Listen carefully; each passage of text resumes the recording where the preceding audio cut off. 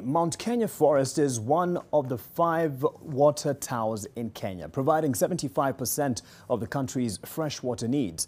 But as the drought continues to unleash its wrath, the ecosystem has come under intense pressure as pasture and water become scarce. Can the wildlife survive? Our reporter, Margaret Kimathi, spoke to conservation stakeholders and now tells us how climate change continues to affect ongoing conservation efforts nationally. These wild animals at the Mount Kenya Wildlife Conservancy may look healthy from far, but they are barely surviving as the drought has shown them no mercy. In this Aberdare region, water has become hard to come by. Many of these animals have died of thirst, those left are frail, hanging on the life by a thread. As Kenya continues to face the 4th season of failed rains, the Mount Kenya ecosystem, which was historically seen as immune to the adverse effects of climate change, is now experiencing significant impact. The prolonged periods of drought and frequent fires are leading to the loss of crucial plants and animal species indigenous to the Mount Kenya region. So far, this conservancy has lost 15 animals this year. Just 2 months ago, we had the fire outbreak on Mount Kenya, burning a big part of the forest reserve on the mountain.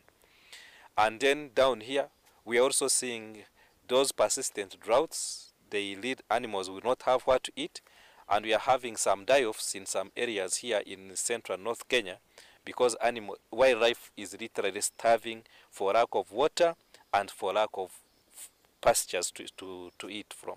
The loss of biodiversity is not a common issue of discussion in the face of human, livestock and wildlife loss during droughts, although it is very significant in ensuring food security and maintaining a balance in fragile ecosystems such as Mount Kenya.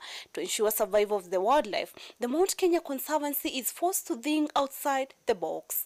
Reduction in food abundance, reduction on water, and that also impacts on our operational costs because now we have to supply these animals water from sources which are still having some water. So that has a serious effect on the way we manage these animals.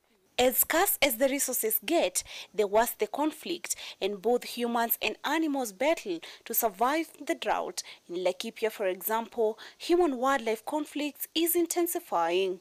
If you want to take these people away from conservation areas, then there will be conflicts because people would feel maybe you are treasuring more animals more than them.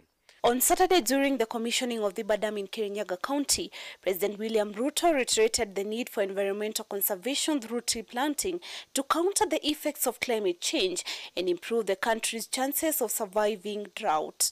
We have the challenge of climate change right here with us. In Kenya today, we have famine, we have drought, the most severe in 40 years, confirming that we are already suffering the effects of climate change. So here we partner with the communities in tree planting to restore the forest cover of Mount Kenya using indigenous trees.